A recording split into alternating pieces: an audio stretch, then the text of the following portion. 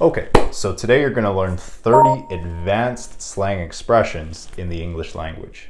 Keep in mind that these English expressions are most commonly used amongst people who live in the United States of America and Canada. To keep things simple, we'll break down these expressions into three groups. Optimistic expressions, meaning positive expressions. Pessimistic expressions, meaning negative expressions. And neutral expressions, which can be used in a flexible manner. So let's begin with the optimistic expressions. The first one we'll look at is on fleek. My game is on fleek. I love saying the word fleek. If something is on fleek, it simply means that it's flawless or perfect. It's on fleek. See you still on fleek. Next, let's look at the term lit. Man, I thought it was lit. Lit is referring to something or even someone who is exciting or amazing. It's lit, right? Yeah. She came back though. She liked it. You did it, you guys. It's lit. Next, a ride or die. I'd rather die for my squad too. A ride or die is usually referring to a loyal friend or even a loyal romantic partner. Ride or die, remember? Gotta ride or die, right? Next, litty. Sounds super litty. Now personally, I feel a little bit too old to be using this term, but by definition, it's referring to something that is a combination of lit, as we defined earlier, and the word pretty. And it's litty. It's litty, Penny. I just finished building the app. Next, we'll look at the term Gucci. Is you're not a Gucci. Now, if someone or something is Gucci, it simply means that he, her, or the thing is doing well. Indeed, it marks a new chapter for Gucci. True, but Tiffany isn't Gucci.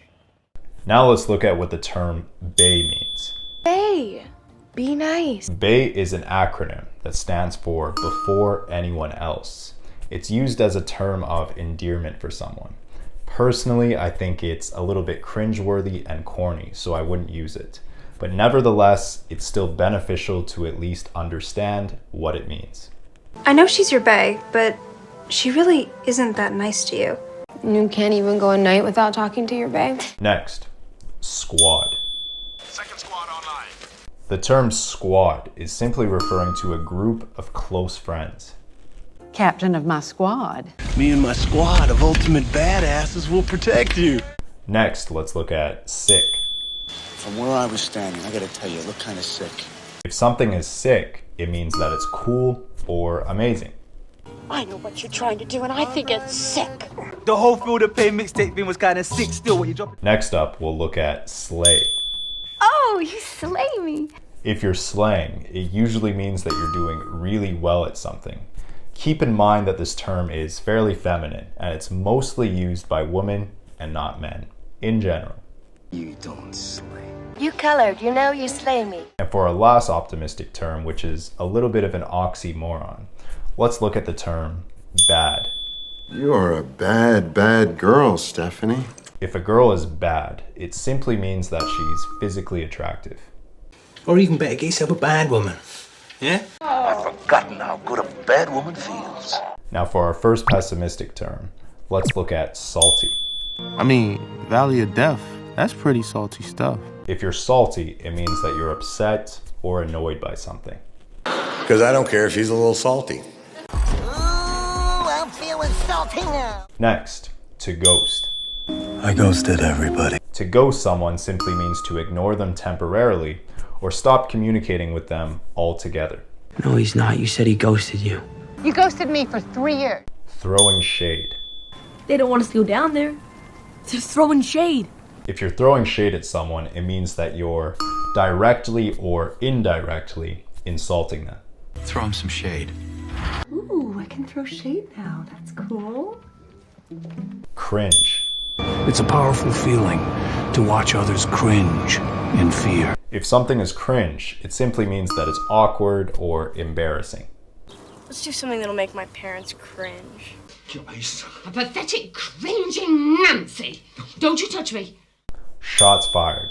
Shots fired. Boom, boom. If shots have been fired, it metaphorically means that insults have been given. Shots fired. Caught slipping. So you caught him slipping outside? If you got caught slipping, it means that you were caught doing something wrong. Yeah, Department of Corrections. Want me slipping? The struggle is real. Struggle is real. The struggle is real is an expression that people use to acknowledge a genuinely difficult situation. Yeah, that's a real struggle. Struggle is real here. No chill. I have nothing. I have no dog, no cat.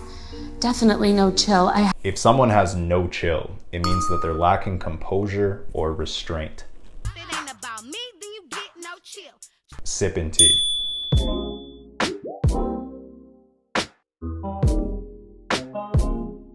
Now, if people are sipping tea, it simply means that they're gossiping or talking about someone behind their back.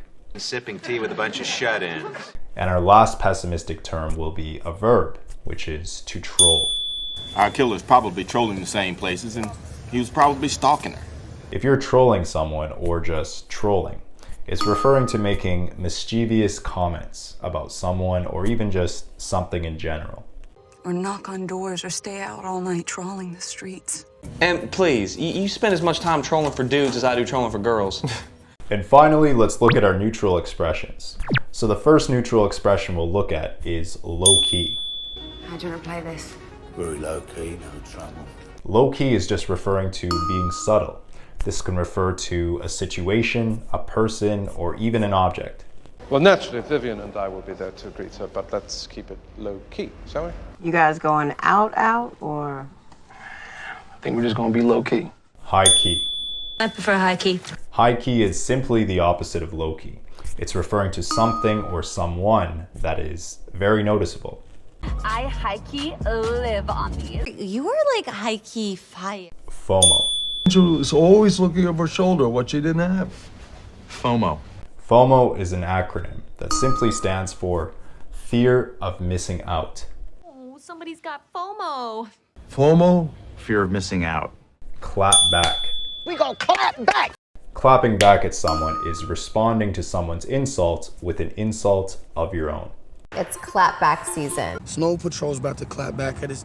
Shook. But what you said this morning shook me to the bone. If you're shook, it means that you're surprised or you're shocked. It really shook me to the core. Man, I was rattled. I was shook up. Guap. Cause I want to get this guap. Simply put, guap is usually referring to money. I was right here guapped up, man. I told him, man. To dap up. No, that's don't dap me. To dap someone up is referring to bumping fists as a greeting. Dap it up. There we go. High five. Pound it out. Basic. This is your basic layout of the car. If something or someone is basic, it simply means that they lack creativity.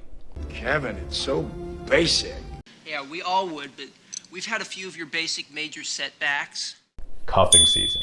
Cuffing season, it's like deer season when everybody's getting cuffed. Cuffing season is referring to the time of year, usually being the winter, when it's better to have a partner than to be single. Well, today I'm going to help 2 people find their potential cuff. This is cuffing season. To pop off. The longer it stays that way, the longer we have. So nobody pop off. To pop off means to react strongly to something. Blow them out. Just stay cool, okay? When you go in there, don't pop off, all right? Now, from all these slang expressions and terms, I encourage you to pick and choose which ones you'd like to apply to your active vocabulary, and for the ones that you don't want to apply to your vocabulary, it's still beneficial to at least understand what they mean. Thank you for liking the video and subscribing to the channel. If you need any help with your English at all, just refer to the link in the pinned comment below. And if you'd like another free English lesson, simply click the next video on the screen.